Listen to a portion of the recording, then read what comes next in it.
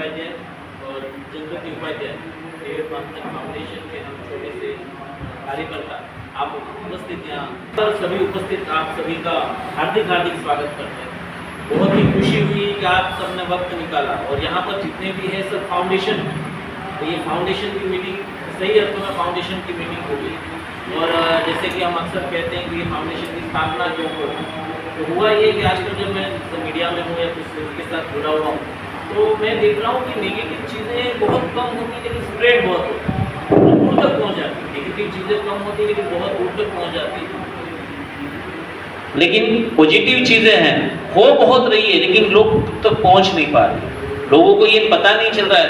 हर एक मैं इतने समय में देखा कि हर एक इंसान के दिल में समाज के लिए कुछ अच्छा करने की भावना जरूर है, लेकिन उनको वो चीज नहीं मिले कहाँ से किया जाए, कोई सेतु या कोई मंच उपलब्ध नहीं होगा। तो हमारा दिव्य मंथन फाउंडेशन की स्थापना के पीछे सिर्फ और सिर्फ यही मकसद है कि हम एक ऐसा स्टेज उपलब्ध कराएं जहाँ हर एक के दिल में जो अच्छी चीज करनी है, कोई भी हो, चाहे हमारे यहाँ स्थापक हो या ना हो, लेकिन कोई चीज अच्छी भावना या अच्छा प्रोजेक्ट लेके आए कि हमें समाज सेवा के लिए ये काम करना है, तो हम उनके साथ खड़े रहें, हमारी टीम उनके साथ खड़े रहें और उनके साथ हम कर सकें। तो सबसे पहले तो मैं आप सबका हार्दिक स्वागत करता हूं। मैं छोटी सी पहचान अपनी करा देता हूं कि मैं तो नीलेश उपाध्याय आप सब जानते ही हैं, जगपति उपाध्याय मेरी धर्मपत्नी भी हैं और गायत्री परिवार की बेटी भी इनको जानते हैं। आदरणीय डॉक्टर मित्तल जी, मेन मित्तल जी और आदरणीय डॉक्टर सत्यप्रभा मित्तल जी हमारे को फाउंडर है दिव्य मंथन फाउंडेशन के, कि जिनकी संकल्पना, जिनके विचार, जिनके आशीर्वाद के साथ हमने ये शुरुआत की। उनके साथ हमारे विशिष्ट जो आज यहाँ पर सभी उपलब्ध सभी महानुभाव विशिष्ट हैं, लेकिन आदरणीय श्री मनुभाई पटेल जी और आदरणीय श्री विनोभाई द्विवेदी जी, ये दोनों को तो कोई पहचान की जरूरत नहीं है, लेकिन ये सही में चारों लोग मेरे सालों से जो मेरे में जो संस्कार आए, हम दोनों में जो संस्कार आए, कुछ करना है समाज के लिए, ये लगातार इनसे हमने सीखा है। लगातार इनके मैं बहुत सालों से मैं ऑब्जर्व कर रहा हूँ, मैं इनके साथ बहुत जुड़ा हूँ। ये चारों एक पुत्र तुल्य मुझे प्यार करते हैं। मेरे लिए खुशनसीबी सबसे अच्छी है कि पुत्र तुल्य प्यार ये चारों मुझे करते हैं और वो चारों से मैंने बहुत सीखा है, क्योंकि उनकी हर पल में, हर समाज सेवा में, विनोद काका की बात करूं कि मेरे पास जब भी फोन आता है हम बात करते हैं घंटों तक, वो मुझे समझाते हैं नीलेश ऐसा करना है, इसके बाद ऐसा करना है। ये काम मनु काका अपने आप में एक इतिहास बना चुके हैं। महाशो में यज्ञ संपन्न कराना कोई आसान काम था ही नहीं, किसी के लिए नहीं था। जो मनु काका ने किया है, उनकी जो ये उम्र की शक्ति के साथ किया है, ये ना भूतो न भविष्य भविष्य में भी नहीं होगा, क्योंकि इतनी उम्र के साथ, इतनी बीमारियों से निकलने के बाद इतना बड़ा काम करना ये संभव है। तो मैं अपने आप को बहुत बहुत हम दोनों ही भाग्यशाली समझते हैं कि हमारी फाउंडेशन की नींव ये चार लोगों की ऊपर पड़ी। ये चार लोगों की नींव पे ये फाउंडेशन खड़ा होगा। और हमारे पास अच्छा ये है कि हमारे सपने हैं, हमारी आशाएं, हमें कुछ करना है, लेकिन बंधन नहीं है कि हमें यही करना है या यही होगा। हम जितना कर पाए हम करेंगे। जैसे आज की मीटिंग में हमने देखा, ये मेरी पहली हमारी मीटिंग है दिव्य मंथन की, और इतने लोग आ गए, बाकी लोग जुड़ेंगे क्योंकि वर्ष हमारा पहला है। हम किसी को लोग हमें जानेंगे, समझेंगे, टाइम लगेगा। हमारे काम बोलेंगे आने वाले दिनों में, अभी हम बोलते हैं आने वाले दिनों में हमारे काम बोलेंगे। हमारे काम जब लोगों को पसंद आएंगे लोग जुड़ते जाएंगे, और उनके बाद तो इतने जुड़ेंगे कि उनको मना करना पड़ेगा, वो भी जगह नहीं। लेकिन ये बेस जो यहाँ पर बैठा है, तो आप सभी का मैं बहुत बहुत बहुत तहे दिल से धन्यवाद अदा करता हूँ कि आप सब पधारे। आदरणीय श्री अग्रवाल जी, ये भी बहुत ही पुराने गायत्री परिवार के बहुत ही पुराने कार्यकर्ता, वरिष्ठ साथी हैं। आदरणीय शारदा मासी जी, इनके बिना ये चेतना केंद्र की हम कल्पना नहीं कर सकते हैं। तो ये सभी हम परिचित हैं। डॉक्टर अर्चना जी यहाँ पधारे हैं, डॉक्टर हिना जी यहाँ पधारे हैं, अनिल चंचल जी बैठे हैं, देवनाथ जी जिनका प्यार हमेशा मेरे हर मतलब जब हम कुछ संस्था नहीं थी तभी से हमारे साथ जुड़ा हुआ है। देवांग भाई जो भी बहुत युवा हैं हमारे साथ जुड़े हुए हैं, उनके माता जी पधारे हैं, और भावेश भाई, इनका तो क्या कहना, ये हमारे हसन मौला मेरे साथी हैं। तो ये सभी हैं। तो अभी हम मकसद पे आते हैं। पिछले 5 साल से मेरे साथ हमारे ग्रुप में 70-80 लोग हैं, आप सब जानते हैं, ज़्यादातर मेरे ग्रुप के ही हैं, मेरे हमारे इसमें दिव्य मंथन के। तो 5 साल से हम लगातार काका छोटे छोटे कार्य करते आ रहे हैं। जैसे कि रातों को खाना बांटना, हम लोग अक्सर रात को 12-1 बजे खाना लेके निकलते हैं और फुटपाथ पे हुए सोए हुए लोग खड़े होकर हमारे सामने बैठ के खाते हैं। मतलब ये सावित्री को बचा नहीं रहे, वो लिटरली खाते हैं, और वो मतलब इतना ही दे दो, बस इतना हमें चाहिए और दे दो। मतलब हमारे दूसरी बात, हम रातों को कंबल बांटने निकलते हैं। तो मेरा ये अनुभव है, ये सभी मेरे वीडियोस बने हुए हैं। तो इसके साथ है कि हमने कब किया था, टाइम के साथ। और 2-4 अनुभव ऐसे हुए कि लोग रोड पे सोए थे, बहुत ठंडी थी, और हमने जब कंबल डाला उनके ऊपर, तो वो बंदे ने बोला, आँख बंद करके बोला, मैं भगवान को प्रार्थना ही कर रहा था किसी को भेजो। मतलब ये चीजें जो कि हमारे आंखों में आंसू आ जाती है, हम ये करते हैं। सेकंडली हमारा और एक प्लान है कि हम लोग गौशाला में जाके सेवा करते हैं। तो अक्सर हमने इसमें तो काफ़ी साथी हमारे इतने साक्षी हैं कि वहाँ पर हम दीप यज्ञ करते हैं, गौसेवा का करते हैं, अभी श्राद्ध पक्ष में ओडी करेंगे।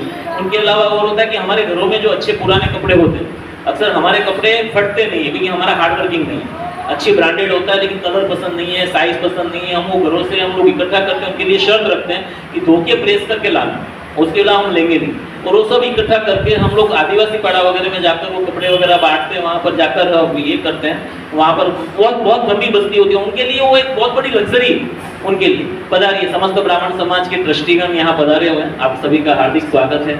आदरणीय श्री हरीश भाई, आदरणीय श्री कनु भाई, आदरणीय श्री गिरीश भाई। हम बात कर रहे थे कि जो अभी तक हमने किया, गौशाला हो गई, रातों को कंबल बांटना हो गया, खाना बांटना हो गया, कपड़े बांटना हो गया।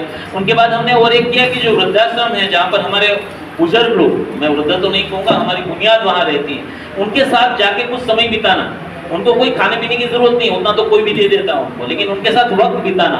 और ये हमने लास्ट में आदरणीय श्री विनोद भाई जी के नेतृत्व में हमने किया नेरुड़ के आनंद आश्रम में। और वो 2 घंटे का जहाँ पर भी थे, डॉक्टर सत्यबाबू जी वहाँ थे, उनका जन्मदिन भी वहाँ मनाया गया। लेकिन जितने भी लोग थे उनके लिए यादगार बन गया। सभी ने कहा कि बार बार, डॉक्टर हिना जी भी वहीं थी, चंद्र नहीं आए थे शायद, तो ये सभी वहाँ थे और सभी ने बोला कि यादगार बन गया। तो ये एक हमारे कॉन्सेप्ट में है। ऊपर ट्री प्लांटेशन हम करते हैं, अभी हम मनु भाई के मार्गदर्शन नहीं करेंगे कि उन्होंने टिटवाला में मेरे ख्याल 30 एकड़ जमीन में 1 लाख वृक्षारोपण का इन्होंने निर्णय लिया और करके दिखाया, और गवर्नमेंट ने उन्हें जमीन दी। तो एक जोरदार तालियां मनु काका की, और ट्री प्लांटेशन बांध के दिल होनी चाहिए। तो ये ट्री प्लांटेशन का हमारा है। तो ये सभी चीजें जो हम कर रहे हैं और रेगुलर कर रहे हैं। लेकिन अभी हमने जब एनजीओ बना दिया कि हमारे पास एक पावर आ गया, हमारे एक नाम आ गया जिसके अथॉरिटी हम बहुत कुछ कर सकते हैं। तो अब आने वाले दिनों में जो हम प्रोग्राम करने जा रहे हैं, हमें जो आयोजन है उसके लिए मैं जनप्रति को बुलाऊंगा यहाँ पर, जनप्रति जी यहाँ आए और वो पूरी हमारी लिस्ट है। और उसके बाद ये लिस्ट के बाद हम टीम्स बनाएंगे कि कौन कौन टीम इसमें से कौन हम इसमें जुड़ सकते हैं, हम क्या क्या कर सकते हैं। तो ये हमारी चीजें हैं, आपका मार्गदर्शन हमें चाहिए कि कितना सही है, हमें इसमें कुछ चेंज करना है या बढ़ाना है। सभी को प्रणाम, सभी का बहुत बहुत स्वागत। आप लोग सब यहाँ पे पधारे, उसके लिए बहुत बहुत तहे दिल से बहुत बहुत आप सबका धन्यवाद। सभी ने अपना वक्त निकाला इस महान कार्य के लिए, क्योंकि बहुत विभूतियाँ तो सबके पास अलग अलग होती हैं, लेकिन वक्त समाज के लिए निकालना, क्योंकि हर कोई बिजी है आज के दिन में, किसी के पास वक्त नहीं है। 2 मिनट को भी आप कहें कि बाजू वाले के यहाँ कोई फंक्शन है, देखते हैं जा पाएंगे तो जाएंगे। तो यहाँ तक आप वक्त निकाल के आए और आपने इतना सोचा, उसके लिए बहुत बहुत धन्यवाद। हम लोग ने यहाँ पे कुछ, क्योंकि हमें आगे की रूपरेखा, जैसे कि नीलेश जी ने बताया कि हमारा पहला साल है और अब इसको हमें और आगे बहुत फास्ट पेस में आगे बढ़ाना है। तो क्योंकि हमारे समाज कार्य जो हमारा मेन नीड है, उसमें हम अंदर बहुत सारी एक्टिविटीज़ हमें लगातार करनी होगी। तो उसके लिए हमने कुछ टीम्स सोची हैं, प्रपोज की हैं। उसमें से आप लोग का प्लीज़ सजेशन उसमें आप और ऐड कर सकते हैं कि हम लोग उसमें और क्या और ऐड कर सकते हैं टीम्स में। हर एक टीम के अंदर में कुछ मेन टीम मेंबर्स रहेंगे जो कि कौन सी एक्टिविटी इस महीने में कब प्रपोज करनी है, कब करनी है, कहाँ करनी है, कैसे उसको ऑर्गेनाइज किया जाएगा, वो सारी डिटेल्स वो आपस में डिसाइड करेंगे। और एक सब टीम होगी जिसके अंदर में वो उनको सपोर्ट करने के लिए, उस एक्टिविटी को सपोर्ट करने के लिए उनके लिए मेंबर्स होंगे। तो कुछ टीम्स हम लोग ने जो प्रपोज की है कुछ इस तरह के हैं।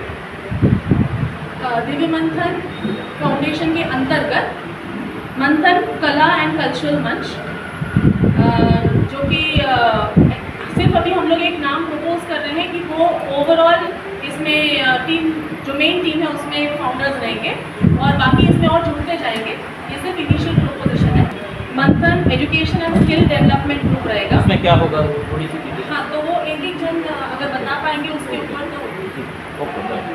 और Manthan medical checkup and wellness counselling group, Manthan environment protection, cleanliness and sustainability drive, Manthan social upliftment team, Manthan inspirational and spirituality group, Manthan women empowerment and self reliance group. हम लोग रिक्वेस्ट करेंगे कि एक एक जन जो हम लोगों ने प्रपोज किए हैं, अगर आप कुछ इसके अंदर क्या क्या एक्टिविटीज़ आप प्रपोज कर सकते हैं, इसके अंदर में क्या क्या हम आगे इसको बढ़ा सकते हैं इस ग्रुप को, अगर आप उस बारे में थोड़ा हाईलाइट करें तो अच्छा होगा। मंथन कला और कल्चरल मंच के ऊपर चलो तो एक इसके अंदर एक और हमने जो इस साल से जो ऐड किया, मैं शायद बताना रह गया कि हम लोग गायत्री परिवार के बच्चे, हमें बहुत सालों से गायत्री परिवार के संस्कार मिले हैं और हमारे आदरणीय गुरुजी परम पूज्य गुरुदेव जी ने 7 आंदोलन किए थे। उसमें से एक आंदोलन था नारी सशक्तिकरण आंदोलन, तो जिसके तहत हमने ये साल में हाईलाइट किया हुआ है कि नई मुंबई में पहले स्टेज पर 10,000 महिलाओं को हम संगठित करेंगे और उनके बाद उनको आत्मनिर्भर करने के लिए हमारे पूरे प्रयास होंगे कि जिस तरीके से उनको आत्मनिर्भरता दिया जाए, जो घरों में बैठी महिला हैं, जो या कम पढ़ी है या नहीं जा सकती, उनको घरों में बैठे छोटे छोटे रोजगार दिए जाए। सेकेंडली उनको एक फ्री लीगल एडवाइस, अक्सर महिलाएं आजकल उनको अंदर कुछ बहुत सारी परेशानी होती है लेकिन कैसे बयां करें या किसके पास जाए, उनके लिए फ्री लीगल एडवाइस हम उपलब्ध करा रहे हैं। उसके लिए फ्री मेडिकल चेकअप और फ्री मेडिकल ट्रीटमेंट करा रहे हैं। फ्री एजुकेशनल एडवाइस हमारे एक्सपर्ट से उनको देंगे। फ्री प्लेसमेंट की हम कोशिश करेंगे। मतलब पूरी एक शाखा उनके लिए हम कर रहे हैं नारी सशक्तिकरण के ऊपर। ये हमारे गुरुदेव के आंदोलन का एक हिस्सा है और ये हमें अच्छा लगेगा कि हम इसके ऊपर काम कर रहे हैं। और मुझे बताते हुए बहुत खुशी हो रही कि हमने और ये पूरे नई मुंबई में होगा और नई मुंबई में पहले स्टेज पे कुछ भी हमने अभी तक लोगों को बताया नहीं। मेरे पास 70 से 80 फॉर्म आ चुके हैं महिलाओं के जो भर चुके हैं, जो हमारे कॉमन है, जिनको ये सर्विस चाहिए, उनको ये सेवाएं चाहिए। तो इसमें 2 प्रकार से महिलाएं उसमें जुड़ेगी। एक महिला वो होगी जो सशक्त होगी, जो समाज को कुछ देना चाहती है, और एक होगी जिनकी जरूरत है, मतलब एक नीडी महिलाएं होंगी जो इनके फॉर्म भरेगी, जो उनके जो दूसरी जो सशक्त महिला है जो समाज को कुछ भी दे सकती है, उनके पास जो भी है, ज्ञान है, धन है, तन मन, जो भी इनका आप सेवा कर सकते हैं, तो ये हो सकता है। अभी मंथन कला मंच के बारे में मैं थोड़ी संक्षिप्त में बता दूं क्योंकि बहुत सारे हमारे पास विभाग है। मंथन कला मंच के बारे में हमने ऐसा सोचा है कि हर एक इसके अंदर कोई ना कोई आर्ट होता है, कला होती है, चाहे वो छोटा बच्चा हो चाहे बड़ा हो, और उस आर्ट को एक प्लेटफॉर्म देना बहुत जरूरी होता है। इससे उनको मानसिक संतोष मिलता है। देखिए आज के दिन में आर्थिक जरूरत है तो सबकी होती है, लेकिन वो कहीं ना कहीं परिपूर्ण हो जाती है, लेकिन मानसिक जरूरतें जो होती है, जो इंसान को जिंदा रखती है, हमारे लिए उसके सबसे बड़े एग्जाम्पल श्री विनोद भाई जी। उम्र के 62वें साल में उन्होंने संगीत सीखना चालू किया और आज ये उम्र के अंदर बड़े बड़े प्रोग्राम करते हैं। उनकी खुशी, उनका खुराक, उनको पैसों की कोई नहीं है, लेकिन उनका खुराक आत्मबल है। अभी हम आनंद आश्रम में गए थे, उन्होंने उसके बाद मुझे कहा कि नीलेश और सीनियर सिटीजन के लिए हम क्या कर सकते हैं, तो ये भी विनोकागा के अंदर हम एक डालेंगे कि सीनियर सिटीजनों को किस तरीके से खुश रखा जाए, उनकी अपनी जिंदगी में खुशियां, क्योंकि एक जीवन के बाद क्या होता है कि उनके बच्चे बड़े हो जाते हैं, अपने अपने व्यस्त हो जाते हैं, पैसे भरपूर होते हैं, लेकिन जो एकलता अंदर की जो होती है उनको दूर करने के लिए हमें साथीदार बनना है। तो ये है मंथन कला मंच के अंदर हमारी कोशिश है कि बहुत सारे हमारे पास प्लान है। आज के दिन की बहुत जरूरत है, हर एक को कोई प्लेटफॉर्म चाहिए, अच्छा प्लेटफॉर्म नहीं मिलता है, क्योंकि आजकल हर एक प्लेटफॉर्म बिकाऊ है, तो अच्छे प्लेटफॉर्म खड़ा करना, तो हिना मैडम तो उनमें जानती हैं। तो इसके अंदर हम लोग करेंगे कि अलग अलग, पहले तो काफी कुछ उसमें कलाएं आ जाती है, जैसे चित्रकला हो गई, नृत्य कला हो गई, संगीत कला हो गई, पाक कला हो गई, बहुत सारी कलाएं हैं। उनको हम अलग अलग विभाग के साथ, अलग अलग जोन के साथ, महिलाओं के लिए अलग से रख सकते हैं, जेंट्स के लिए अलग सकते हैं, वही मर्यादा के साथ अलग से रख सकते हैं। दूसरी बात, नई मुंबई के अंदर बड़े पैमाने पे कोई कॉम्पिटिशन नहीं होती, अक्सर होती है कि छोटे छोटे पैमाने पे होती, छोटा सा अवार्ड होता है। तो मेरी इच्छा ऐसी है कि हम लोग नई मुंबई को एक टॉप लेवल के ऊपर ऐसी कंपटीशन रखें जहां पर सिर्फ अवार्ड ही नहीं, साथ में हम कुछ कैश भी उनको कुछ ये कर पाए, ताकि उनकी जरूरत हो जो कलाकार की वो पूरी हो, और वो बड़े लेवल पे, इतना हाई लेवल पे हो कि हर साल उनके फिर वो इंतजार हो लोगों की कि यार ये साल आया तो इनका आया। दूसरा हमारे साथ है कि जितने स्कूल और कॉलेज है हमारे साथ, एजुकेशन के बहुत सारे लोग जुड़े हैं, डॉक्टर हिना जी तो ही है, तो ये हम लोग छोटे छोटे पैमाने पे कंपटीशन रखें, इंटर कॉलेज, इंटर स्कूल, बराबर। उनके अंदर हम बच्चों को मोटिवेशन करेंगे आगे भविष्य के अंदर। जरूरी नहीं कि पढ़ के ही आप आगे बढ़ सकते हैं, आपके साथ डिग्री है लेकिन साथ में आपके दूसरी कला में आजकल बहुत अच्छा है, तो ये हम कर सकते हैं। तो ये हम छोटे छोटे पैमाने पे जितने भी कलाएं हैं उनको हम मंथन कला मंच के अंदर हम प्रमोट करेंगे, और आप सबके आशीर्वाद के साथ उसका पहला प्रयोग हमने गणपति बापा में किया, और उस दिन गणपति बापा में हमने महिलाओं का भजन रखा था, साथ में डॉक्टर मित्तल जी ने, डॉक्टर एस पी मित्तल जी ने दिव्यज्ञ किया था, और हमारे देवनाथ रंज जी ने वहाँ सुंदर सुर लगाकर उसकी शुभारंभ किया। तो मंथन कला मंच का आप सबके आशीर्वाद के साथ शुभारंभ हो चुका है, और उसको हमें आगे बढ़ाना है। टीम वगैरह बाकी जो बनेगी उसके साथ हम नक्की करेंगे। तो थैंक यू सो मच। ये जो एक्टिविटीज़ जो क्लब्स बन रहे हैं, ग्रुप्स हैं, उनमें बहुतों का इसमें अभी योगदान होगा। ये केवल एक इनिशिएशन है, एक स्टार्ट है, जिसमें हम अपने अपने राय रख सकते हैं कि इंडियन ग्रुप्स में हमें क्या क्या एक्टिविटीज़ हम लोग कर सकते हैं आने वाले दिनों में। तो ये दूसरी टीम होगी मंथन एजुकेशन एंड स्किल डेवलपमेंट, जिसमें डॉक्टर हिना जी, आप इसके ऊपर थोड़ा हाईलाइट, क्या क्या इसके अंदर एक्टिविटीज़ हम कर सकते हैं आने वाले दिनों में, उसके ऊपर पूरी जानकारी। धन्यवाद। पहले तो बहुत ही अच्छी सोच के साथ हमने दिव्य मंथन फाउंडेशन की शुरुआत की, और मैं तो खासकर पहले मैं परिचय करा दूं, आप है डॉक्टर हीना जी। ये तिलक जूनियर कॉलेज नेहरू की बहुत प्रसिद्ध कॉलेज है, उनके प्रिंसिपल भी हैं और साथ ही साथ बहुत सारी संस्थाओं के साथ जुड़े हैं। और अक्सर मैंने बहुत अच्छी, जहाँ पर भी, क्योंकि मैं पत्रकार होने के लिए यहाँ जाते जाता हूँ, सामाजिक कार्य होते हैं वहाँ अक्सर अग्रसर होते हैं। तो जो जोरदार तालियां डॉक्टर हीना जी के लिए।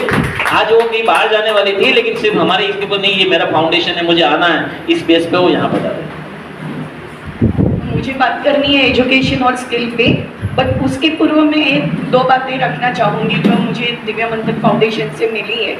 पहले तो मेरी बेटी जब यूक्रेन में थी, वार जोन में थी, और उसका कांटेक्ट हमें नहीं हुआ, तब मनु भाई ने उसके लिए प्रार्थना की और वो यहाँ आने तक सब पूरा गायत्री परिवार उसकी प्रार्थना में लगा था। उसके लिए मैं तहे दिल से आज भी रो रही हूँ।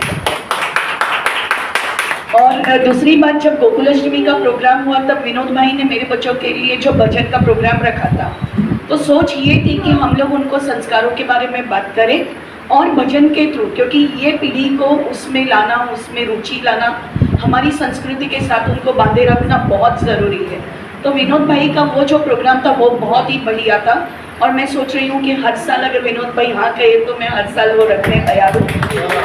और आने वाले दिनों में अभी मेरे कॉलेज में साइंस एग्जीबिशन हो रहा है जेनेसिस, जो पूरा सस्टेनेबिलिटी पे हम लोग सोच रहे हैं। अभी तक मेरे नीलेश भाई से बात नहीं हुई है, मगर मैं पक्का दिव्या मंथन फाउंडेशन के भावेश भाई को बुलाने की कोशिश में हूँ।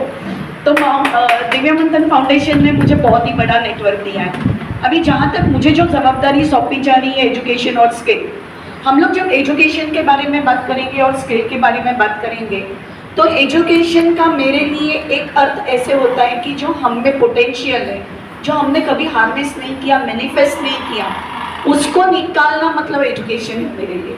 और स्किल के बारे में हम लोग जब काम करेंगे तो स्किल का इस तरह से मेरे विचार में ये है कि हम लोग कुछ सोशली प्रोडक्टिव प्रोडक्ट्स हैं या तो फिर कोई ऐसे डोमेन से जहाँ पे हम लोग एंटरप्रेन्योर्स करके शुरुआत कर सके। क्योंकि कोविड के दिनों में हमने देखा कि जिन्होंने भी जॉब्स जिनके गए थे वो छोटे मोटे पैमाने से भी उन्होंने बिजनेस शुरू किया, बट वो अपने स्किल्स होने की वजह से, बट हम ऐसे स्किल्स भी उनमें देने की कोशिश करेंगे।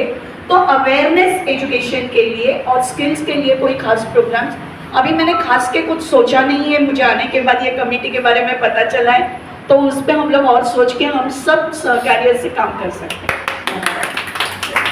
बहुत धन्यवाद हीना जी। दूसरा हम लोग आते हैं environment protection, cleanliness and sustainability drive. इसके अंदर हम एनवायरनमेंट के ऊपर क्या क्या कर सकते हैं। हम सस्टेनेबिलिटी की आजकल बहुत जो एक बोलते हैं पॉपुलर थीम चल रही है, लेकिन सुनते बहुत है, लेकिन इसमें एग्जैक्टली हम क्या कर सकते हैं, हमारा क्या कंट्रीब्यूशन हो सकता है सोसाइटी को सस्टेनेबिलिटी के ऊपर। इसमें मैं रिक्वेस्ट करूंगी भावेश भाई मेहता जी को। श्री भावेश भाई के बारे में छोटी सी पहचान दे दूं कि बहुत ही वरिष्ठ और बहुत ही हमारे मतलब बहुत दिल के साथी, आज तक जब से जुड़े हैं हर फंक्शन के 15-20 में आधा घंटे पहले आ जाते हैं और राष्ट्र रुकते हैं और बहुत एकदम डाउन टू अर्थ हैं। और आप खुद रिलायंस के अंदर डिप्टी जनरल मैनेजर हैं और बहुत ही सुंदर पेट पे काम करते हुए भी हर समाज के काम के अंदर हमेशा अग्रसर होते हैं। जोरदार तालियां हमारे प्रिय आदरणीय श्री भावेश भाई के पास। और ये बहुत बड़ी एक आजकल आंदोलन चल रहा है, जैसे उन्होंने कहा पर्यावरण बचाओ, उनके अंदर अलग अलग जोन पे पद पर कार्यरत है। श्री भावेश भाई आपकी इस पद पे काम और थोड़ा सा एक तो ओम भूर्भुवस्सुः तत्सवितुर्वरेण्यं भर्गो देवस्य धीमहि धियो यो नः प्रचोदयात्।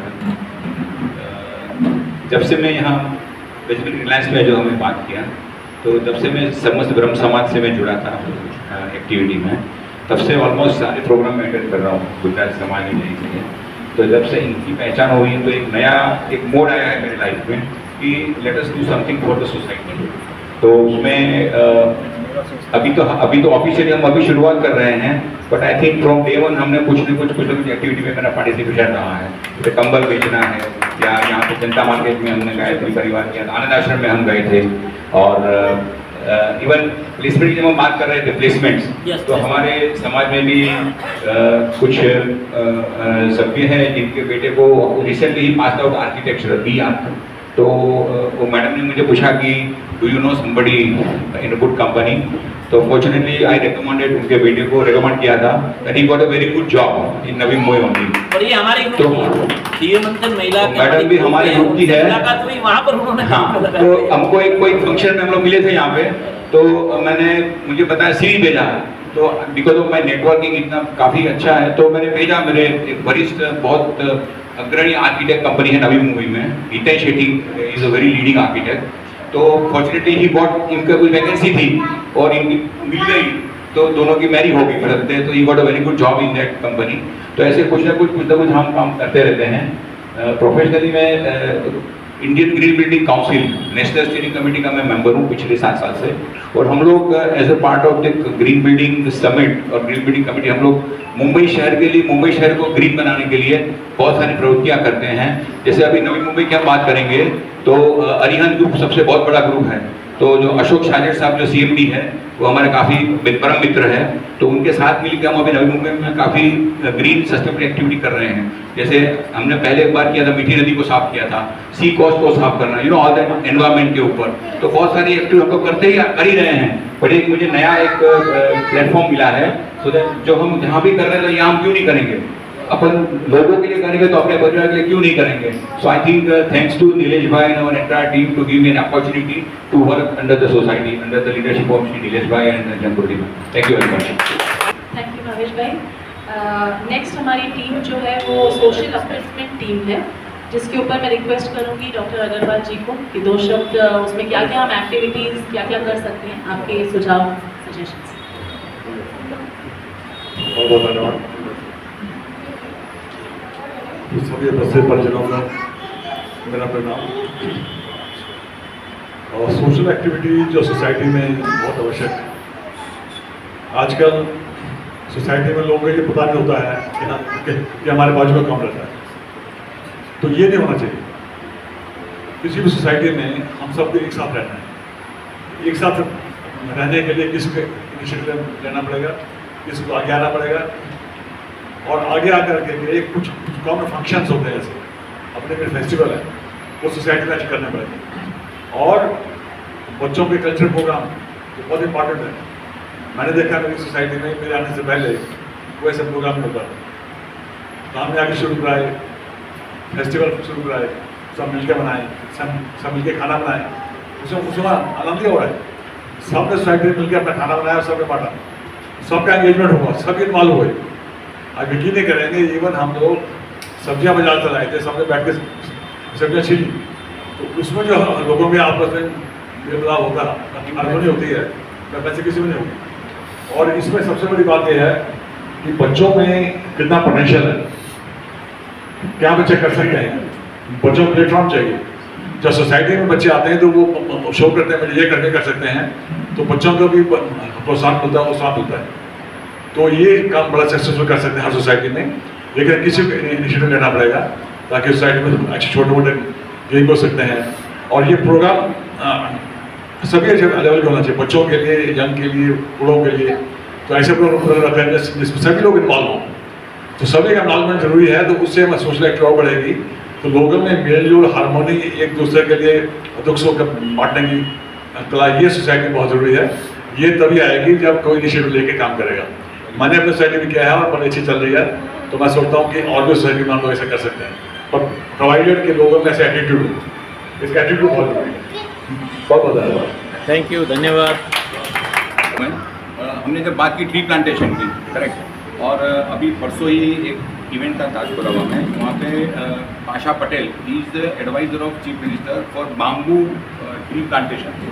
और महाराष्ट्र स्टेट ने कमिट किया है कि अगले 6 महीने में 21 लाख बाम्बू ट्री हम उगाएंगे। 21 लाख बाम्बू ट्री, हाँ 21 lakh. Already it is committed to chief minister by the Pasha Patel, he is the chief adviser of our CM. तो अगर हम, जैसा हम बात कर रहे हैं प्लांटेशन की, तो अगर हमारे यहाँ कोई ऐसे एक्टिविटी है तो आई कैन इनिशिएट कि चलो हम हमारे, क्योंकि बाम्बू ट्री का ग्रोथ 3 टाइम्स होता है। जब नॉर्मल ट्री 1 फुट निकलता है तो बाम्बू ट्री 3 टाइम्स ग्रो होता है, and it is helping in bringing the rains, lot of things. तो अगर वो हमारे पास एक है ऐसी सुविधा, तो I can talk to somebody and get the things done. Bamboo tree कर सकते हैं, वो हम एक ऑफिशियली प्रपोजल देना पड़ेगा, बट वी कैन चलो भाई, बहुत बढ़िया। बहुत बहुत धन्यवाद। अगली team medical checkup and wellness counselling, इसके ऊपर डॉक्टर मित्तल जी को मैं बोलूँगी कि थोड़ा रिक्वेस्ट करूँगी, थोड़ा कुछ इसके ऊपर गाइडेंस दें। आदरणीय डॉक्टर मित्र जी का खूब स्वागत है। मैं तो संक्षिप्त में, ये भी वैसी विभूति है कि ज्यादा जरूरत ही नहीं, सब जानते हैं, लेकिन मेरी संक्षिप्त में कह दूं कि आप रेलवे में फर्स्ट क्लास ऑफिसर थे, वहां से उन्होंने वीआरएस लेकर इन्होंने होम्योपैथी में डॉक्टरेट की, इसलिए कि समाज सेवा कर सके। इन्होंने एक जगह ली बहुत दूर, वहां उनके गांव खेड़ों में होम्योपैथी के ऊपर वो ट्रीटमेंट करना चाहते थे, लोगों की सेवा करना चाहते थे।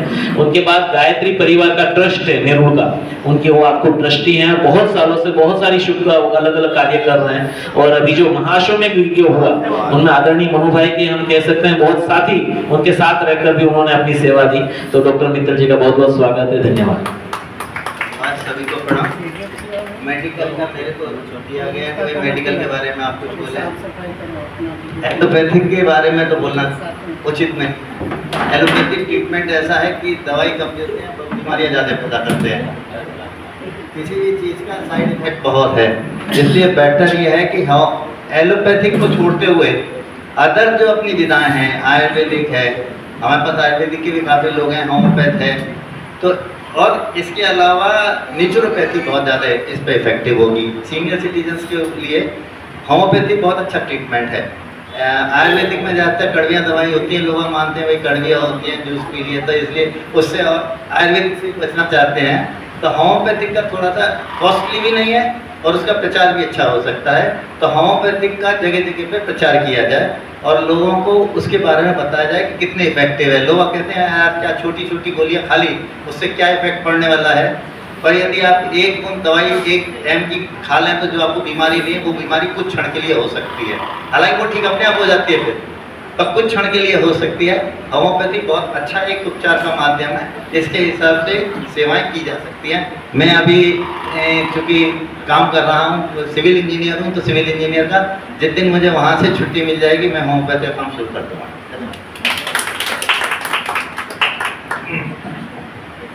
बहुत बहुत धन्यवाद। इसके बाद हम, क्योंकि हमारे पास कुछ समय की मर्यादा है, इसलिए थोड़ा जल्दी लेना पड़ रहा है। इसके बाद हम देंगे नेक्स्ट ग्रुप हमारा women empowerment and self reliance, doctor Archana Jha जी।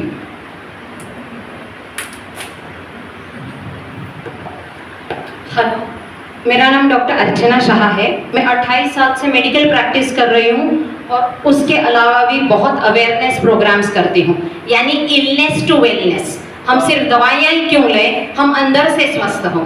कोई लोग शरीर साफ करते हैं, कोई पर्यावरण, हम लोगों की बुद्धि ही साफ करते हैं। अगर एक बार वो ठीक रहे तो बाकी सब अपने आप चीज़ें ठीक हों। दिव्य मंथन फाउंडेशन के साथ जो मैं जुड़ी हूँ, मुझे बहुत ही अच्छा लग रहा है, क्योंकि हर एक व्यक्ति जो इस भूमि पर जन्म लेता है उसे टैक्सेस के अलावा भी यहाँ का कर्ज चुकाना जरूरी है। और हम जाने से पहले ये कर्ज भली भांति चुकाए, ऐसा मैं हूबहू जानती हूँ, मानती हूँ। आज 2 जाने माने व्यक्तियों से मिलने की मुझे अवसर मिला, यानी कि विनोद त्रिवेदी जी जो प्रोग्रेसिव बिल्डर्स का काम करते हैं। और मुझे लोग हमेशा पूछते हैं, और ये वीडियो जहां भी जाता है सुन लीजिए और समझ लीजिए कि अमीरों में ऐसी क्या खास बात है जो मिडिल क्लास में नहीं, क्योंकि अमीर देते ज्यादा हैं इसीलिए वो पाते ज्यादा हैं। और अगर मेडिकल भाषा में कहूँ तो हम मलमूत्र विसर्जन बॉडी चाहता भी नहीं है तो भी हमें देना पड़ता है, वेस्ट प्रोडक्ट्स, यानी जब तक अगर हम मलमूत्र विसर्जन ना करें तो 24 घंटे में वो एक मेडिकल इमरजेंसी बन जाती है। तो भाई और बहनों, देते रहिए और पाते रहिए। समाज को जितना देंगे उतना ढेर गुना ज्यादा पाएंगे। कोई सोचेगा कि मैं 1 टका 5 टका नहीं दे सकता, तो प्यार दीजिए, कृतज्ञता दीजिए, शांति दीजिए, आनंद दीजिए, स्नेह दीजिए। और उसकी यहाँ बहुत ज्यादा जरूरत है, क्योंकि नीलेश जी ने जैसे कहा क्या कि पैसा तो मोटा मोटी सबके पास 2 टाइम खाने के लिए रहता है, पर लोगों को सुनने के लिए वक्त नहीं है। तो वक्त ही दीजिए, आपको ढेर गुना वक्त मिल जाएगा। रही बात वुमेन एम्पावरमेंट की, तो मुझे स्त्रियां कहती हैं कि वुमेन के बारे में मैडम इतना कहती हो, वुमेन को ये करना चाहिए, वो करना चाहिए, संभालना चाहिए, अपने आप को ज्यादा उठ बैठ के सोचना समझना चाहिए। तो मैं उनको इतना ही कहती हूँ कि लोग सोना ही तिजोरी में रखते हैं, लोखंड नहीं। तो सोने को हमेशा संभाला जाता है, इसलिए स्त्री सशक्तिकरण की ज्यादा जरूरत है। अगर स्त्री फाइनेंशियली स्टेबल हो, फिजिकली, मेंटली, इमोशनली स्टेबल हो, तो वो 2 घरों को आगे लेके जाती है, समाज, परिवार, देश, राष्ट्र और विश्व का विकास करती है। तो वुमेन एम्पावरमेंट ये बहुत ज्यादा जरूरी है। अब इसे कैसे करते हैं? Physical, mental, emotional, financial play. आप सभी दिग्गज लोग हैं, आप अपने इनपुट्स दीजिए। और रही बात मेरी, मुझे जितना अपना समय, तन मन देना है या धन भी देना है, मैं पूरी तरह से इसमें स्वीकृति देती हूँ। मेरे टाइम शेड्यूल्स के अनुसार मुझे जितना भी हो सकता है, मैं पूरी तैयारी के साथ इसमें हूँ। धन्यवाद। इतना ही।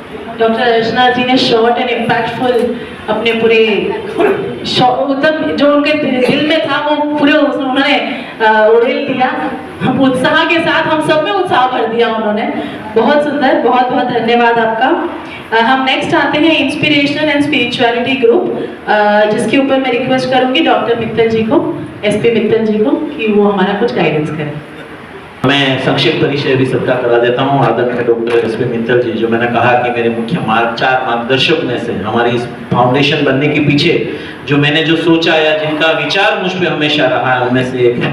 और आपने संस्कृत में डॉक्टरेट किया हुआ है, इसलिए डॉक्टर वो बहुत मुश्किल है ये चीज़ें, संस्कृत में डॉक्टरेट करना। और उनके बाद गायत्री परिवार ट्रस्ट नेरुल की ट्रस्टी भी हैं, और साथ ही साथ बहुत सारी सामाजिक संस्थाओं के साथ जुड़े हुए हैं। गायत्री चेतना केंद्र के साथ तो है ही है, लेकिन उनके साथ ही बहुत जगह पर जुड़े हुए हैं। और अक्सर जो गायत्री, जो हमारे गुरुदेव हैं आदर्श गायत्री परिवार के, जो हमारे परम पूज्य गुरुदेव के विचारों को जन जन तक पहुंचाने का पिछले 40 साल से लगातार इनका प्रयास चालू है। छोटे मोटे जन्म में बहुत बड़े बड़े यज्ञ वगैरह कराकर, या जो भी जिस तरीके से भी होता है, ये उनमें जुड़े हुए हैं। तो आदरणीय श्री डॉक्टर SP मित्तल। धन्यवाद निदेश जी, सभी को प्रणाम। स्पिरिचुअलिटी एक वर्ड जो है आज बहुत फेमस है, लेकिन हमारी जो युवा पीढ़ी है वो इससे बहुत दूर भाग रही है। एक्चुअली क्यों भाग रही है, इसके पीछे रीज़न ये है कि स्पिरिचुअलिटी जो उसका मीनिंग है अध्यात्म, उसको अध्यात्म मान करके धर्म मान लिया गया है। अब धर्म के नाम पर वो सब अलग अलग होते चले जाते हैं, और धर्म का कहने का तात्पर्य हो जाता है कि फिर हम मंदिरों में चक्कर लगाएं, हम पूजा पाठ करें, हम बैठ करके मालाएं जपें, तो वो तो ये जनरेशन करने वाली नहीं है। और इसीलिए वो सबसे अलग होती चली जाती है, वो समझ ही नहीं पा रही कि अध्यात्म वास्तव में है क्या चीज़। और उसको लेकिन हमें बच्चों में, नई पीढ़ी में आरोपित करना बहुत बहुत आवश्यक है। क्यों? क्योंकि स्पिरिचुअलिटी, अध्यात्म का मतलब होता है कि हम आत्म स्वरूप को जानें। वास्तव में वो स्पिरिचुअलिटी है आत्म स्वरूप को जानना, अपने जीवन को जीने की कला को जानना। जो जीवन जीने की कला यदि मनुष्य को आ गई तो समझ लीजिए कि वो सही मायने में स्पिरिचुअल बन गया। हमारे बड़े बड़े हमारे जो इसमें देश में हमारे संत हो गए, महात्मा हो गए, बहुत सारे ज्ञानी विज्ञानी लोग हुए हैं, सभी ने स्पिरिचुअलिटी को अपनाया है। ऐसा नहीं है कि कोई भी दूर भागा है उसको ही सोच करके कि नहीं भाई स्पिरिचुअलिटी अलग चीज़ है और साइंस अलग चीज़ है। नहीं, साइंस विज्ञान है, लेकिन स्पिरिचुअलिटी क्या है? वो ज्ञान है, प्रॉपर एक्चुअल ज्ञान जो है, जिसको एक्चुअल हम लोग कह सकते हैं एक्चुअल नॉलेज, तो वो है वो। उसको हमें बच्चों में आरोपित करना ही होगा यदि हम चाहते हैं कि हमारी नई पीढ़ी आगे आए, कुछ बने अपने जीवन में, और हमारे समाज को, हमारे देश को, हमारे राष्ट्र को, हमारे विश्व को कुछ अपनी तरफ से योगदान दे सके, अपनी योग्यता का, अपनी शक्ति का, अपनी सामर्थ्य का यदि कुछ भी थोड़ा सा योगदान दे सके, इसके लिए हम उनको तैयार करना है। तो हमें स्पिरिचुअलिटी को जन जन तक पहुंचाना ही होगा। और इसके लिए बहुत अच्छा माध्यम है कि हमारे जैसे हिना मैडम की बच्चियाँ बोलती हैं, मैं बहुत तैयार हूँ, इनके यहाँ 2000 बच्चे हैं, हम बच्चों को, जबकि हमारी को प्रिंसिपल या हमारे को मतलब हेड जो है किसी भी कम्युनिटी के, वो यदि चाहते हैं तो हमारा सारा काम आसानी से हो सकता है। हाँ, यदि वो हेड ही हमारे तैयार नहीं होते, मैनेजमेंट तैयार नहीं होता, तो फिर हमारे लिए बहुत बड़ी प्रॉब्लम सामने आ जाती है। चाहते बहुत कुछ ही हम लोग कि हम करें, बच्चों के लिए, नई पीढ़ी के लिए बहुत कुछ करें, किशोरों के लिए कुछ करें, किशोरियों के लिए कुछ करें। आज बहुत ज़रूरत है किशोरियों को, सेफ्टी पॉइंट ऑफ व्यू से बहुत ही ज़्यादा आवश्यक है, फिजिकल हो चाहे सोशल हो, तो उसके लिए बहुत आवश्यक है। तो लेकिन हम कर तभी सकते हैं जबकि हमारी मैनेजमेंट जो है स्कूल्स कॉलेजेस के या ऐसी संस्थाओं के जो भी हेड हैं वो हमें परमिट करेंगे। तो इसके लिए हमारी अपनी पूरी टीम भी है, इस काम को कर रही है जो, और आगे भी हम चाहेंगे कि हम इस तरह से करें। और हमारी फाउंडेशन की तरफ से हम लोग बहुत कुछ इसको आगे बढ़ाना चाहेंगे, जन जन तक हम इसको पहुँचाने की कोशिश करेंगे। हमारी यही कोशिश है। धन्यवाद। भारतीय संस्कृति जहाँ परीक्षा के बारे में, हाँ, एक चीज़ और है कि मैं जो थोड़ा भूल गई, हम लोग गायत्री परिवार की तरफ से हैं, तो हमारी तरफ से भारतीय संस्कृति ज्ञान परीक्षा एक कंडक्ट की जाती है, स्कूल्स में भी, कॉलेजेस में भी और डिग्री कॉलेजेस में भी। 5th स्टैंडर्ड से लेकर के मास्टर्स डिग्री तक के बच्चों के लिए ये कंडक्ट होती है। इसमें हम बच्चों को संस्कार देने के लिए ही प्रयास करते हैं, अच्छे संस्कार बच्चों को मिले, उसके लिए बुक्स प्रिंट होती है हमारे शांति कुंज से ही, हमारा जो हेडक्वार्टर है गुरुद्वारा है वहाँ से प्रिंट होकर आती हैं और वो हम स्टूडेंट्स को प्रोवाइड करते हैं। उसके बाद में उन बच्चों को पढ़ने के लिए बोलते हैं, फिर उनके एग्जाम्स भी कंडक्ट करते हैं, क्योंकि एग्जाम कंडक्ट नहीं होगा तो बच्चे पढ़ेंगे नहीं, तो पढ़ने के नाम पर तो वैसे ही बच्चे दूर भागते हैं, सबको मालूम है ना। तो इसलिए एग्जाम होगा तो बच्चे पढ़ेंगे, तो एग्जाम भी लेते हैं और उसके पश्चात उनको सबको सर्टिफिकेट्स इशू करते हैं और जो 1st, 2nd, 3rd आते हैं उनको अवार्ड्स भी हम लोग देते हैं। स्टेट लेवल पर भी होता है हमारा और बाकी हमारे लोकल लेवल पर भी। तो ये एग्जाम हमारे अलग अलग स्कूल्स कॉलेज में होते हैं और इसलिए सभी भाषाओं में है, हिंदी, इंग्लिश, मराठी, गुजराती, सारी भाषाओं में, और यहाँ तक कि साउथ में भी हैं, क्योंकि हम साउथ में यहाँ हमें जरूरत नहीं है, तो इसलिए यहाँ पर हम हिंदी, इंग्लिश, मराठी, गुजराती 4 भाषाओं में हम लोग एग्जाम कंडक्ट कराते हैं। तो आप सब भी हमें योगदान दिए इस कार्यक्रम में, क्योंकि बच्चों को संस्कार डालना, अपनी देश की महत्ता को समझाना, उसके गौरव को समझाना, उसके संत महात्माओं को समझाना, उनकी जीवनी को के माध्यम से उनके अंदर संस्कार को आरोपित करना, और जो भी कुछ है मतलब उच्च शिक्षाएं, उच्च विद्या, शिक्षा तो नहीं, शिक्षा तो प्राप्त करते रहते हैं, विद्या को आरोपित करना उन बच्चों में वो संभव हो पाएगा। इसके लिए आप सबका योगदान, सहयोग हमें चाहिए। धन्यवाद। बहुत बहुत धन्यवाद आपका। इसी क्रम को आगे लेते हुए हम विमेन एम्पावरमेंट और सेल्फ रिलायंस के ऊपर हमारी बहुत ही प्रिय शारदा मासी को 2 शब्द कहने के लिए, गाइडेंस देने के लिए रिक्वेस्ट करते हैं। कुछ इंट्रोडक्शन ऐसे होते हैं कि हमें बहुत दिल से मजा आता है करने में, तो ऐसे ये हमारी शारदा मासी है। मासी मतलब माँ जैसी होती हैं और ये अक्सर माँ जैसा ही प्यार करती हैं हम सबसे। बहुत संक्षिप्त में परिचय दे देता हूँ कि गायत्री परिवार की जहाँ आज हम जिस बिल्डिंग में बैठे हैं, जहाँ पर हम ये मीटिंग कर रहे हैं, उनकी नींव में आदरणीय मनु काका और आदरणीय मासी का जितना योगदान कहे उतना कम है, क्योंकि ये इनके बिना संभव नहीं था। मुझे ध्यान है कि जब स्टार्टिंग में यहाँ नींव रखी गई थी तो मासी अपने हाथ से, अभी भी आप सबको हाथ से बना के खिलाती है, नहीं खुद बैठ के रोटला और ये बनाकर, जो 2-5 लोग, बहुत कम जगह थी क्योंकि पूरा मिट्टी सनी हुई थी, कोई जगह नहीं थी, तब से लेकर हर कार्यकर्ता को बेटे तुल्य प्यार देकर अभी भी, अभी जब हमारे बड़े फंक्शन होते हैं ना तो मासी कहीं नहीं दिखेगी आपको, किचन में दिखेगी, वहाँ अपनी महिला और नवी मुंबई की कम से कम हजारों, मेरे ख्याल से पूरे मुंबई की महिला होंगी जिनको ये मार्गदर्शित करती हैं और इनको वो फॉलो करती हैं बड़े दिल से, दीदी समझ के, बहन समझ के, मासी समझ के, माँ समझ के फॉलो करती हैं। तो मैं जो हम लोग महिला स्वावलंबन जो हम करने जा रहे हैं, छोटे छोटे उद्योग हम करने जा रहे हैं, तो उनमें मासी का हमें बहुत बड़ा योगदान मिलने वाला है। तो प्लीज मासी जी। जय गुरुदेव, सबको प्रणाम। मैं तो बहुत साल से काम कर रही हूँ गायत्री परिवार का, और यज्ञ के माध्यम से सबको जोड़ते हैं, पावनशील बना के बहुत सारे परिवार जुड़ गए हैं। जो हम कार्य करते हैं ना उसमें बहनें मतलब अनपढ़ एकदम थी, कच्ची गुजराती हमारे साथ ज़्यादा जुड़े हैं सब, तो उसको पढ़ाई करना, गायत्री मंत्र लेखन कराना, गायत्री चालीसा याद कराना, ये सब पठन मतलब हो गया। और सारे मतलब इधर की जो सेवा रहती थी वो सेवा हम लोग करते हैं, पूरा मंदिर ऊपर से नीचे तक का सफाई साफ जो करना है वो सब, घर से ज़्यादा काम इधर रहता है। तो एक बार बुलाए तो सब लोग आ जाते हैं और घर घर और जन जन तक हम लोग पहुँचे हैं। अभी अश्वमेध के माध्यम से ज़्यादा मतलब हम लोग प्रचार के लिए गए और यज्ञ कराया, यज्ञ के माध्यम से सबको जोड़ा, भावनाशील बनाया। तो इसमें बहुत सारी मतलब हमको मिली, कोई अच्छा बोलते हैं, कोई मतलब अपने को घर में लेते ही नहीं है, सोसाइटी में नहीं लेते हैं, तभी हमको बुरा लगा कि हमारे घर कोई आता था हम दरवाजा बंद कर देते थे, हम नहीं, हमको कुछ नहीं चाहिए, जाओ करके, तो ऐसा हमको भगाते थे। तभी हमको फील होगा कि नहीं, आज से बाद कभी सब बहनों को बोल दिया कि आज के बाद कोई भी हमारे घर के हमारे पास आवे तो उसको पानी को जरूर पूछो और प्रेम से उसकी बात सुन लो, फिर आपके जो है तो दो, नहीं है तो मत दो, लेकिन प्यार जरूर दो। तो यही बात हम लोग करते हैं और कराते हैं और सबको मतलब ज्ञान के रूप में भावनाशील बना के और जन जन तक पहुंचने का गुरुदेव का संदेश है वो पहुंचाने का हमारा रोज का मतलब काम वही है और मैं वही करती हूँ। अभी नया कुछ काम देंगे तो ये बताएंगे तो करेंगे, आगे बढ़ेंगे। और सोशल में तो बहुत सारी मतलब बत्तियाँ बनाना, मीणबत्ती बनाना, दिए बनाना, गोबर का सब गौ सेवा करते हैं। घर घर रोटी लेके हमारी बहनें लेके आके सीबीडी में जो है गौशाला वहाँ पहुँचाते हैं, खांधा हम लोग जाते हैं वहाँ पहुँचाते हैं।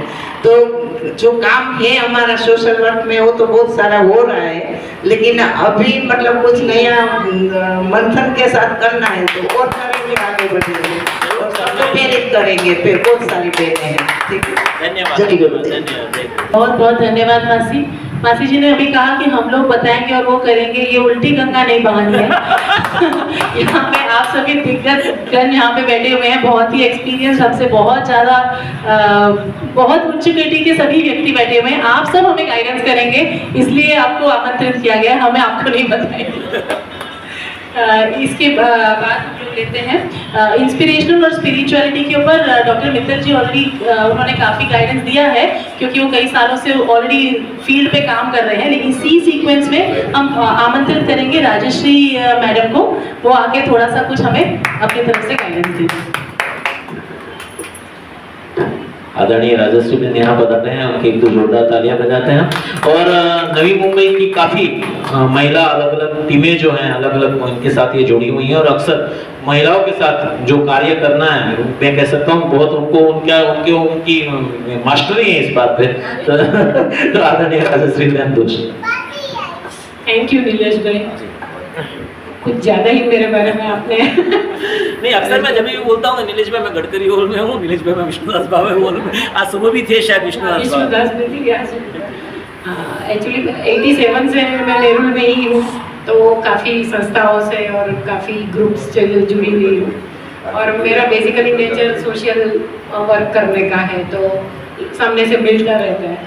तो इसी श्रृंखला में हम आपने जैसे बोला कि युवाओं को स्पिरिचुअलिटी में जाने की बहुत ज़रूरत है, क्योंकि अभी उनके ऊपर स्ट्रेस सबसे ज़्यादा है, चाहे नौकरी का हो चाहे स्टडी का हो। छोटे छोटे बच्चों को भी बहुत स्ट्रेस रहता है। तो मुझे आज तक नहीं मालूम कि सर कैसे दुखता है, लेकिन इतने इतने बच्चे अभी बोल रहे हैं हमारा सर दुख रहा है ये। तो फिर ये मेडिटेशन का हम लोग कैंप ऑर्गेनाइज करते हैं, तो स्कूल्स में, कॉरपोरेट्स में और कॉलेजेस में सब जगह हम 8 दिन का मतलब कोर्स रहता है। और शॉर्ट करना हो तो हम टॉक भी अरेंज करते हैं, तो वो 2 घंटे की टॉक भी होती है। तो मेडिटेशन सिखाते हैं बच्चों को, उससे वो बैलेंस रहते हैं और अपना राइट डिसीजन ले सकते हैं। फिर मेरे 3-4 भजन के ग्रुप्स है, तो आदरणीय विनोद भाई जी से मैं रिक्वेस्ट करूंगी हमको भी आपके साथ जोड़ दीजिए। हम भी थोड़ा बहुत गा लेते हैं, हमारा भी ग्रुप है।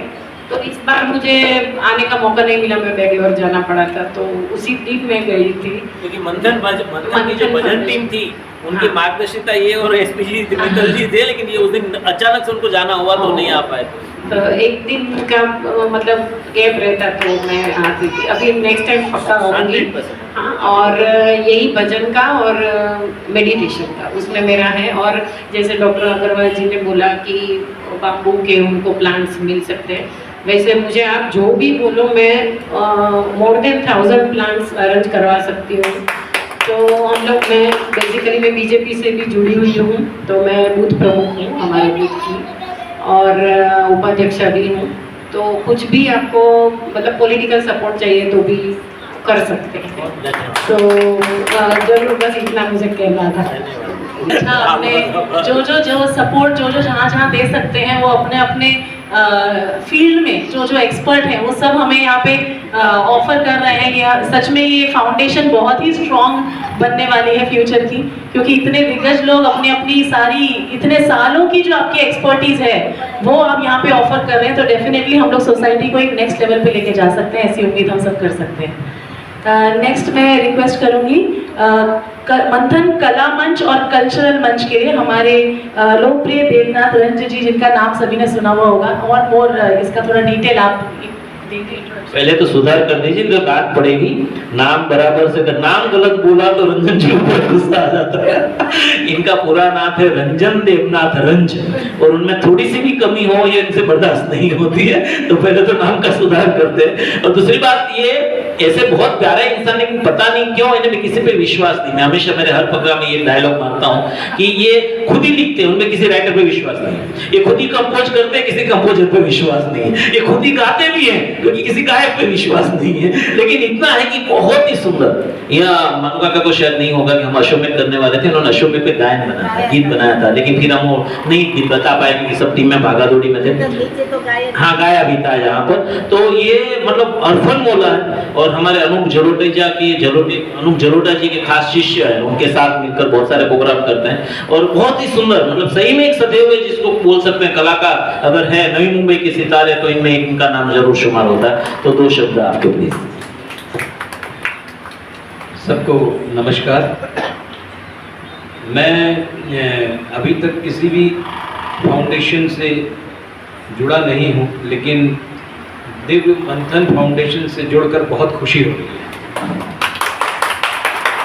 ये एक ऐसा फाउंडेशन है जो वाकई में दिल से काम करना चाहता है, ज़मीन के ऊपर, पेपर वर्क में। मैंने भी, मेरे जहन में है कि मैं बहुत संगीत से, क्योंकि मैं एक संगीतकार हूँ, तो संगीत से ही मैं सेवा करना चाहता हूँ और मैंने बहुत कुछ करने की कोशिश भी की है। मैं कोटा में जाकर मैंने वहाँ के बच्चों को मोटिवेट किया। वहाँ सबसे ज़्यादा वहाँ पर सुसाइड होते हैं, तो मेरे वहाँ कोई प्लानिंग नहीं था, लेकिन मैं खुद गया वहाँ 10 दिन रहा, बाजा लेके गया था, हारमोनियम लेकर। हाँ, ये 2 बार जा चुका हूँ और मैंने किया, लेकिन मुझे पता भी चला कि वहाँ भी ये सब करने में भी, अच्छा काम करने में बहुत मुश्किल होता है। अच्छा काम करने में मुश्किल होता है। जी जी। तो बहरहाल मैं संगीत के ज़रिए लोगों को जगाना भी चाहता हूँ और एक बात और कहना चाहता हूँ कि मेरे जहन में आजकल बहुत आ रहा है बार बार कि हमारा देश विकासशील देश है और अब हम विकसित देश बनना चाहते हैं।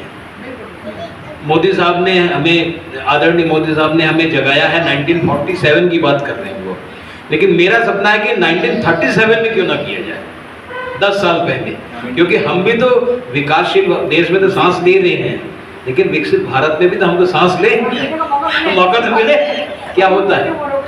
तो इसको भी हम जोड़ना चाहते हैं इस फाउंडेशन के साथ। और मेरा संगीत जो है वो म्यूजिक थेरेपी है, और क्योंकि मैंने 2500 गज़लें लिखी हैं, अलग अलग तरीके की चीज़ें हैं, तो उसमें से करके मैं बहुत कुछ मैं कर भी रहा हूँ इस चीज़ को।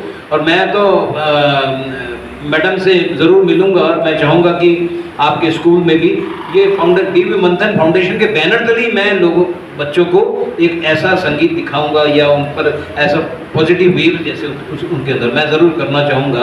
और दूसरा मैं ये चाहता हूँ कि ये किसी भी काम करने के लिए हमें फंड्स की ज़रूरत पड़ती है, तो सबसे पहले जो वो नेचुरल बात है, तो उसके लिए एक ऐसा म्यूजिकल शोज किया जाए जैसे कि हमें फाउंडेशन में, इसी फाउंडेशन में पैसा आए और उसका हम सदुपयोग करें अपने समाज को अच्छा करने के लिए। यही मैं कहना चाहूँगा। बहुत बहुत शुक्रिया, खूब धन्यवाद। एक कलाकार ने, कह सकता हूँ, लक्ष्मी की बात करी है जो बहुत जरूरी थी जो पहले होनी चाहिए थी लेकिन आखिर में हुई। लेकिन ये बहुत सही बात है, क्योंकि जब मैंने फाउंडेशन किया मुझे अक्सर विनोद काका, डॉक्टर मित्तल जी सभी पूछते रहते हैं नीलेश पैसों का क्या, पैसे कैसे, पैसे हमें क्या देने, क्या इकट्ठा करना है। तो मैंने पहले कहा था कि जब ये फाउंडेशन की नींव मैंने और जनप्रति ने रखी तो हमारी दिल की इच्छा थी कि हम किसी को पैसे के लिए ना बोले, अपने आप जो करते हैं कॉन्ट्रीब्यूशन हो, ठीक है, हम करते ही रहते सब अलग अलग छोटे बड़े पैमाने पे, लेकिन इससे भी ज्यादा अच्छा विनोद काका से हमेशा हर दिन मेरे दिन बात होती है इस भावना में। तो मैंने कहा कि हम कुछ ऐसा करें कि हमारा फाउंडेशन ही अर्निंग करे, हमें किसी से पैसों की जरूरत न पड़े। देने के लिए सब दे अपनी जगह पे, जो देना चाहते हैं उनका स्वागत है, लेकिन हमें उनके ऊपर डिपेंड होकर किसी को ना बुलाना पड़ेगा यार इनको बुलाओ क्योंकि इनके पास से पैसे मिलेंगे। तो ये अगर हमारे मन में नहीं आएगा तो हम और आजादी से बहुत अच्छी जगह से हम लोग काम कर पाएंगे। तो अभी बस अभी आखिरी में थोड़े से हैं, मैं आदरणीय श्री हरीश भाई जी को आमंत्रित करूंगा, कुछ सुझाव देना चाहते हैं हमें, तो प्लीज यहाँ पर पधारें। आदरणीय श्री हरीश भाई जी जो हमारी समस्त ब्राह्मण समाज की जो स्थापना हुई आज से 40 साल पहले, उनके स्थापक ट्रस्टियों में से एक है और अक्सर विदेश में रहते हैं। आज हमारा नसीब है कि आज भारत में है, तो बहुत बहुत स्वागत है। नमस्कार, नाइस टू मीट एवरीबॉडी। मेरा सजेशन है कि ये जो फाउंडेशन है वो सीनियर सिटीजन्स, महिलाओं और बच्चों के लिए जो काम करती है, गवर्नमेंट ने बहुत सारी इनिशिएटिव ली है ये तीनों ग्रुप को हेल्प करने के लिए। प्रॉब्लम उसमें है कि आपको अप्लाई करना पड़ता है इंडिविजुअली और कुछ कार्ड वगैरह लेना होता है। तो मैं चाहता हूँ फाउंडेशन की एक विंग ये काम शुरू करे कि हम जैसे फॉर एग्जांपल अभी 70+ के लिए 5 लाख के बीमा की आई, ठीक है, वो कार्ड लेने के लिए भी अप्लाई करना होता है। सिमिलरली सीनियर सिटीजन को एसटी में बहुत सारी सुविधा है, ऑलमोस्ट फ्री है, उसके लिए भी कार्ड लेना होता है। तो ये छोटी छोटी बातें के लिए करे। मैंने सुना एक मुस्लिम फाउंडेशन है, वो एक वैन चालू करती है, वैन में सब सुविधा है, मतलब जो भी कंप्यूटर होगा ये सब होगा, उससे बैठा बैठे वो सब अप्लाई करते हैं, वो they are getting this cards मैक। इवन आधार कार्ड के लिए भी और वोटर्स कार्ड के लिए भी बोलता हमारे पास आओ, 6 दिन में हम आपको वोटर्स कार्ड बना दें, समझे। तो ये सब सुविधा मतलब और आसान हो गई है, हमें आती नहीं है लेने। तो मैं चाहता हूँ कि आपके से कोई लीड ले और ये सुविधाएं शुरू करें, which is very much helpful, और आपके फाउंडेशन भी हेल्पफुल हो। ऐसे आप सीनियर सिटीजन सबके लिए काम करते हैं तो इजी हो जाएगा। खूब आभार, बहुत ही महत्वपूर्ण बात कही। और ये हम, क्योंकि मैंने कहा कि बहुत संक्षिप्त में सब बातें कर रहे हैं, हमारा जो महिला सशक्तिकरण के अंदर हमारा ये प्लान है ही है। क्योंकि बहुत सारे लोग मुझे कहते हैं कि महिलाओं के लिए बहुत सारी चीजें हैं, लेकिन महिलाओं को पता नहीं, वहां तक लोग कंटाले से जाते नहीं है, कौन जाएगा, कौन लाइन लगाएगा, कौन करेगा। तो हम जितने भी जन सामाजिक जो कल्याण के इनके केंद्र होते हैं, जो भी सरकार की तरफ से, उनसे हम जाकर मिलेंगे, उनसे हम बहुत आसानी से ये महिलाओं तक या सभी तक, सीनियर सिटीजन से लेकर, ये सुविधा पहुंचाने का हम जरूर करेंगे। धन्यवाद तुमको। प्रोग्राम के आखिर की तरफ जाते हुए हमारे 2 न्यू यहाँ पर दोनों के विचार अभी होगा क्या, अभी तक हमने आफ्टर अलग अलग चीजों पे कहा, लेकिन ये ऐसे लोग हैं जिनके पास पूरी गंगा है तो ये दोनों गंगा हमें सालों के अनुभव के साथ, क्योंकि आदरणीय मनु भाई भी और आदरणीय मनु भाई भी अनेकों संस्थाओं के साथ जुड़े हैं, बहुत बड़े बड़े जो हमारी कल्पना के ऊपर वाले भी इन्होंने काम किए हैं, बराबर। तो हम दोनों से एक के बाद एक रिक्वेस्ट करूंगा कि ये समापन की तरफ जाते हुए हमें आशीर्वचन में हमें जो भी उनकी सलाह, ये पूरी टीमों के ऊपर, कोई एक टीम के ऊपर इनको बोलना बांधना मुमकिन नहीं है, तो जो भी आप कहना चाहें कि हमें क्या मार्गदर्शन देना चाहें, हमें आदेश दीजिए कि हमें ये करना चाहें। और मेरी हमेशा विनती और प्रार्थना है कि हमारे साथ आप आखिर तक, आपके आशीर्वाद तो हमें चाहिए ही चाहिए, साथ भी चाहिए। तो आदरणीय श्री मनु भाई पटेल जी को मैं पहले कहूंगा, उसके बाद फिर सबको सादर प्रणाम। ज़्यादा कुछ तो बताने का रहेगा नहीं, बाकी कुछ, पर आप लोग का सबका सहयोग से हमारे गायत्री परिवार मुंबई की जो योजनाओं है, उनके हमारा मिशन का, हमारा गुरुदेव का 7 सूत्रीय आंदोलन है, और 7 सूत्रीय आंदोलन पे ही हम लोग काम करते हैं। और पूरा मुंबई में हमारी करीब 140 शाखा है। सबका मुख्यालय ये है। कोई भी सत्कर्म में आपने 1 रुपया दान दिया तो आप 33% का हकदार है, 100% का नहीं। वो अध्यात्म का भी ऐसा नियम है, हम सत्कर्म करते हैं, सत्कर्म में हम हाथ बटाते हैं तो हम 33% का भागीदार होते हैं। कैसे? आप वैसे ही बैठे हो, कुछ नहीं करते हो, पर आप ताली तो बजा सकते हो ना, बजाओ तो दिखाओ। इसका मतलब क्या हुआ कि मैं तो, हमारे नीलेश भाई सत्कर्म काम तो कर रहा है और हम उसको कुछ नहीं दे रहा, पर उसका काम की वजह से हम जब भी ताली बजाता है तो उसका उत्साह और बढ़ जाता है और वो जोर जोर से काम करता है। तो आपने जो ताली बजाया वो सत्कर्म का 33% आपको भागीदार बनेगा। ये अध्यात्म का नियम है, हम कुछ नहीं करें। अरे तुम कहाँ भी गया, कोई भी मंडल में गया, भजन में गया, कोई जहाँ अच्छी बात आई, सत्कर्म की बात आई, वहाँ आप ताली बजा के उसका हौसला बढ़ाओ, फिर देखो आप पुण्य कितना कमाते हो। ये अध्यात्म लाइन है। आजकल कोई अध्यात्म को नहीं समझा है, सब दिखावा हो गया ज़्यादा से ज़्यादा। और भगवान कृष्ण ने बोला है, कर्म का सिद्धांत है वो मैं भी नहीं निपट सकता हूँ, ये तो आपको भुगतना ही पड़ेगा। कुछ भी करो, अच्छा करो बुरा करो कोई भी करो, और आगे आपको कोई ये नहीं बताते कि भाई ये आपको कर्म तो अपने भूतकाल में या अगले जन्म में किया भुगतना अभी पड़ता है, तो उसका रास्ता क्या है? तो रास्ता ये है, हमारे परम पूज्य गुरुदेव बोलते हैं कि आपका पूर्व जन्म का जो कर्म है वो आप काट सकते हो। कैसे? तो एक तो गायत्री मंत्र जप करो, वो हल्का फुल्का तो कट जाएगा, और कई जन्म का कर्म ऐसा है वो आप अकेला नहीं काट सकते, ये मंत्र भी नहीं काट सकता है। तो गुरुदेव ये बोलते हैं तो मेरे को साथ में रह के आपको कटवाना पड़ेगा। तो गुरुदेव क्या करते हैं? गुरुदेव ये करते हैं कि कहाँ भी सत्कर्म होता है वहाँ जाने की हमको प्रेरणा देते हैं, और सत्कर्म जहाँ होते हैं वहाँ हम गया तो फिर वहाँ आते हैं कि हमारे भाग में क्या आया, का आदमी को बुलाने का आया, आमंत्रण देने को घर घर जाओ, या पैसा इकट्ठा करो, या सामान जुटाओ, या श्रम करो, ये तीन में से कुछ हमारे भाग में आता है।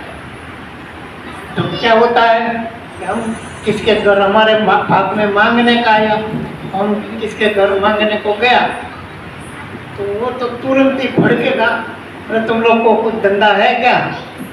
सुबह निकला तो मांगने को आया, तुम्हारे लिए हम कमाते XYZ, जो कुछ बुरा बोलना था वो बोल दिया। तो गुरुदेव ने ये बोला है कि आपको रिएक्शन नहीं देना है, चुपचाप आपने सुन लिया, हुआ क्या? आपका पूर्व जन्म का कर्म था वो उसने काट दिया, ये धोबी का काम उसने कर दिया, आप फ्रेश हो गए। ये काम भगवान हमारे से सबसे करवाता है, अच्छे काम के लिए हमको भगाते हैं, और जहाँ हम जाता है वहाँ सब हाँ में बोलते हैं, सब सुनाते भी है, और सुनना हमारा काम है।